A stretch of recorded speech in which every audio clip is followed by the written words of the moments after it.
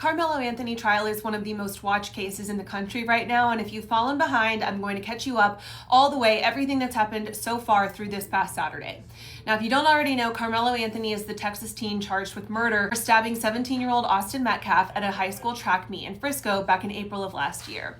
They went to different schools, they did not know each other. It happened under a team tent during a rain delay, and Carmelo admits that he did it. He says it was in self-defense. The state says it was murder. Opening statements, prosecutor Bill Werski came out swinging. He told the jury this case has nothing to do with race and nothing to do with self-defense. He called it a senseless, provoked attack and said Carmelo buried a knife in another kid's heart and ran. The defense, led by Mike Howard, said the opposite. He told jurors Carmelo is a straight-A student, the oldest of four, a football captain, and then he made a split-second decision out of fear when a bigger kid put hands on him first. Then the state started stacking it up. Jurors watched grainy surveillance video of the entire thing. They heard a frantic 911 call with the coach doing CPR, yelling, "Stay with me, Austin." It was very emotional. They saw police body cam footage of the arrest where Carmelo says he put his hands on me. I told him not to, in quotes.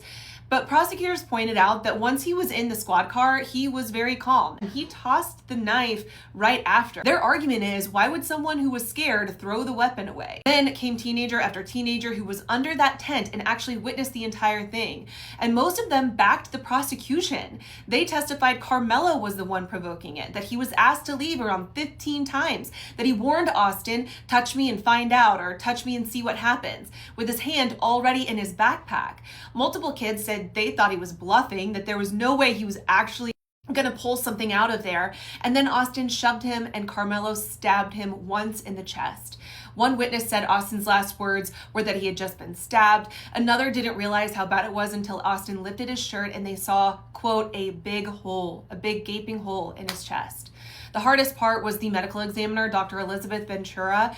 The judge warned the room that it would be graphic, and Austin's mom actually walked out. Elizabeth testified that the knife went through his sternum, through the sac around his heart, and into his heart.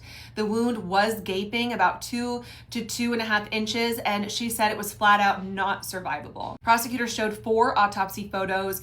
Jurors were covering their mouths. There were audible gasps in the courtroom. After 21 witnesses, the state rested. Now the defense is putting on its case, and you can see their strategy. One, that Carmelo belonged there. Teammates testified that mingling under schools' tents, like other schools' tents, is totally normal in the chaos of a track meet. It's not unusual. 2, that he was actually invited over by a friend, not just crashing the tent.